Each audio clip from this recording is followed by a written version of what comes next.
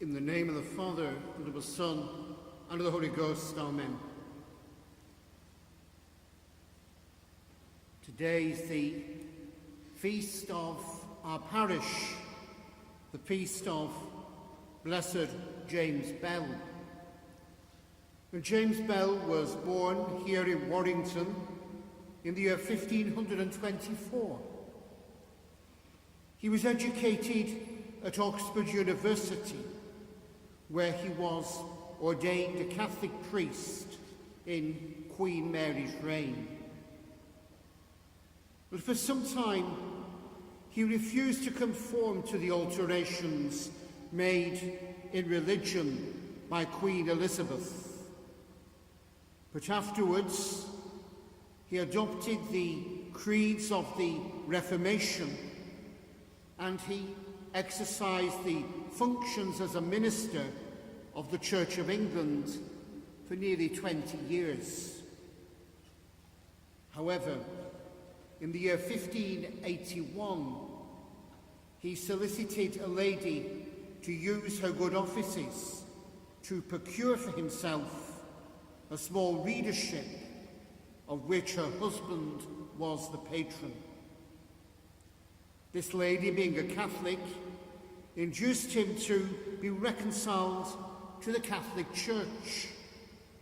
And moved by her words, he sought reconciliation with the Church.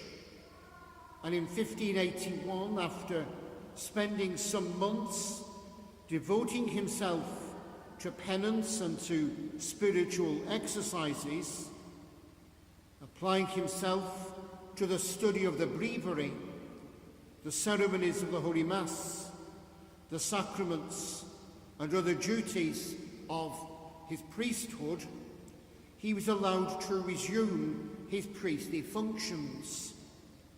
And he laboured zealously as a missionary priest for 2 years among the poor Catholics in nearly all of the great houses of Lancashire. Blessed James Bell would have approved of the 4th verse of St.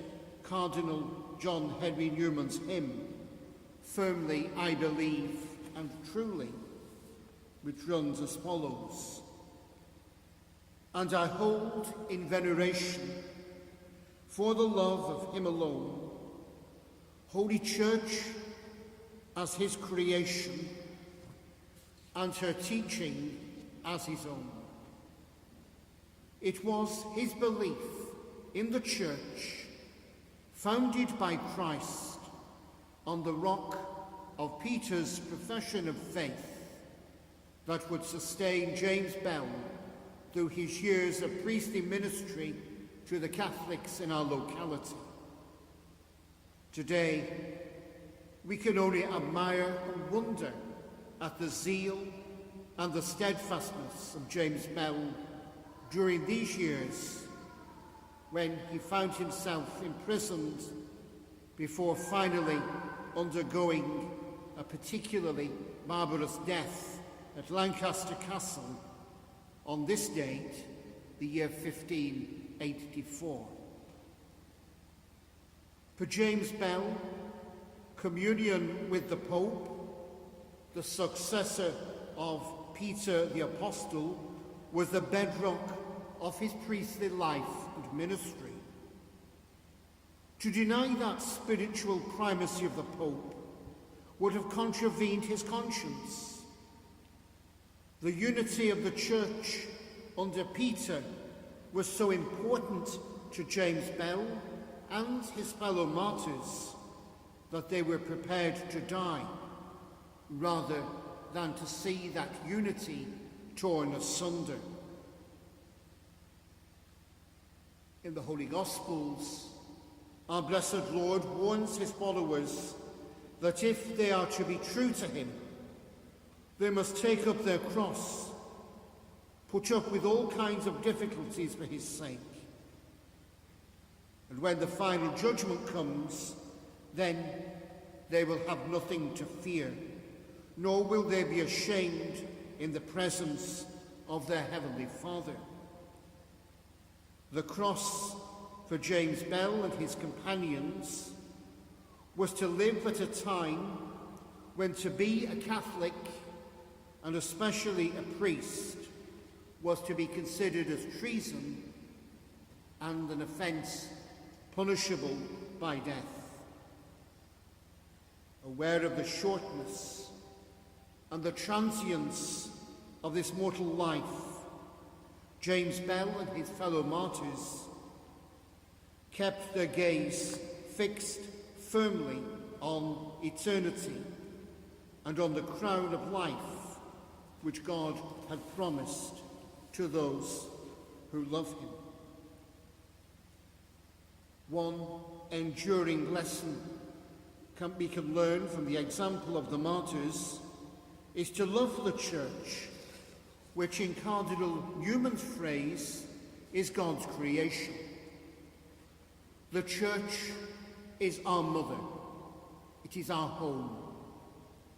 The Church feeds us with the sacraments and with the Word of God, and above all, with the Holy Eucharist, the holy sacrifice of the Mass, so dear to our martyrs. She accompanies each one of us on our journey through life and will never abandon us. And we in our turn must never be discouraged by the weakness and failing of her members. For the power of Christ is infinitely greater than any human weakness. Blessed James Bell and his many faithful companions would today encourage us to remain firm in our communion with the Pope, the Bishop of Rome, to cherish the presence of Christ in the Holy Eucharist, and not to be deterred by the difficulties or setbacks either within the Church or outside it. He would also remind us that our true home is with the Lord in the eternal happiness of heaven, and nothing on earth can ever begin to compare with that true home. May we always know and experience the prayers and the intercession of James Bell and of all the martyrs of England, our dear country. In the name of the Father, and of the Son, and of the Holy Ghost.